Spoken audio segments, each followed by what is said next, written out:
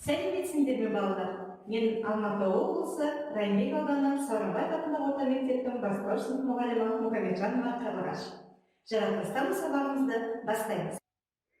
Ендеше бүгінгі сабағымыздың тақырыбы төменгі және жоғары сатыдағы өсімдіктер.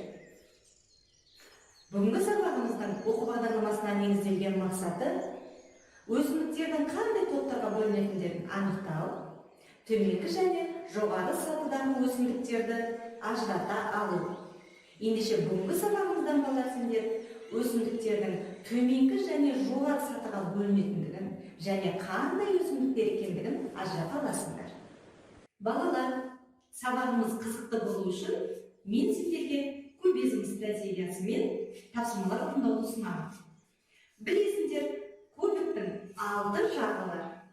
Сендерге мына кубик 6 жағымен тапсырмалар берді.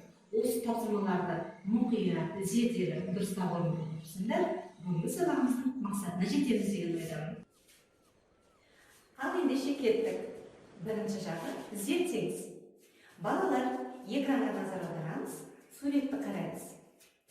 Бұрынғы білімімізді есімізге түсірейікші, өсімдіктердің қандай мүшелері болушы еді? Және бұл мүшелер қандай қызметтер атқарушы еді?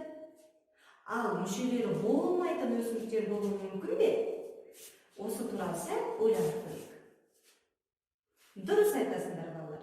Өсімдіктің мүшелері тамыры, сабағы, жапырағы, гүлі және жемісі болады. Және олардың өзінің атқаратын қызметтері болады. Ал енді мүшелері мүлдем болмайтын, мүшелері болмайтын өсімдіктер болады ма? Ендеше зерттеудің сұрағын нақтылау үшін келесі салыстырайық. Балалар, мұнда өсімдіктер 2 топқа біріктірілген.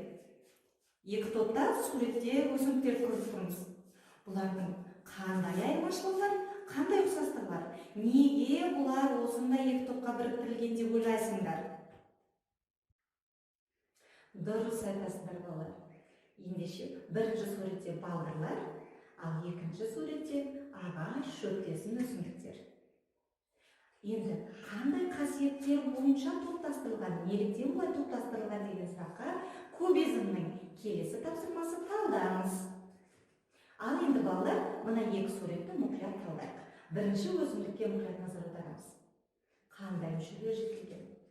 Ал екінші суретте ше қандай мүшелері толық жетілген? Дұрыс айтасыңдар балалар. Бірінші суреттегі балдырлар. Балдырлар балалар төменгі сатыдағы өсімдіктер тобына жатады. Неге? Өйткені төменгі сатыдағы өсімдіктердің барлық мүшелері болмайды. Ал екінші суретте күнбағыс тамыры, сабағы, жапырағы, гүлі, жемісі барлық мүшесі толық жетілген. Ендеше балалар, күнбағыс жоғары сатыдағы өсімдік деп аталады. Ендеше балалар, кубизмнің әдістері бойынша зерттеген, салыстырған, талдаған мәліметтерімізді жинақтайық. Кубизмнің келесі тапсырмасы жинақтаңыз. Сонымен балалар, өсімдіктер 2 топқа бөлінеді. Төменгі сатыдағы өсімдіктер және жоғары сатыдағы өсімдіктер. Төменгі сатыдағы өсімдіктердің барлық мүшелері болмайды. Олар көбіне сулы ортада тіршілік етуге бейімделген. Төменгі сатыдағы өсімдіктерге көбіне балдырлар жатады. Ал жоғары сатыдағы өсімдіктердің барлық мүшелері толық жетіледі. Барлық мүшелері болады. Оған қарағай, терек, арша, итмұрын. Міне осылар жоғары сатыдағы өсімдіктер деп аталады. Ендеше балалар, кубизмнің келесі тапсырмасы болжаңыз дейді. Қанекей, бәріміз мұқият ойланып болжап көрейікші. Жер бетіндегі барлық өсімдіктердің ішінде ең көп таралғаны қайсысы? Жоғары сатыдағы өсімдіктер ме, төменгі сатыдағы өсімдіктер ме?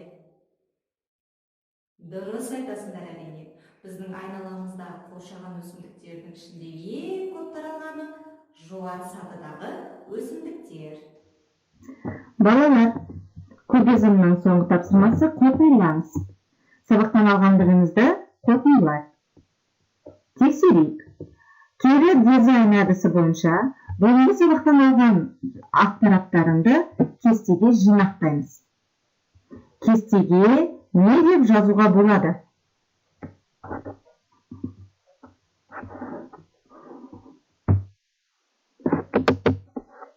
Тексерейік. Өсімдіктер неше топқа бөлінеді? Және ерекшеліктері қандай? Мінекей балалар, бүгінгі сабақ сендерге түсінікті деп ойлаймын. Өздерің жазған сызбамен тексеріп, толықтырып, дәптерге дәл осы сызбаны жазуды ұмытпаңдар. Менің өлкемнің өсімдігі тақырыбында зерттеу жұмысын жүргізейік. Оқулықтағы кестеде берілген ақпаратты толықтырып, қорытынды жаса. Аталған өсімдіктердің мүшелерінің бар жоғын анықта. Бұл өсімдіктер қай топтағы өсімдікке жататындығын ажырат. Өзің дәл осылай тағы бір өсімдікке зерттеу жүргіз. Балалар, бүгінгі тақырыбымыз сендерге түсінікті деп ойлаймын. Ендеше шығу парағын толтырайық. Қазір сіздер маған кері байланыс берулеріңізді сұраймын. Бүгінгі сабақта не білдік? Қандай сұрағыңыз бар? Және пікірлеріңіз бар болса, маған төмендегі сілтемеге жазып, кері байланыс жіберулеріңізді сұраймын. Сабағымыз аяқталды. Сау болыңдар.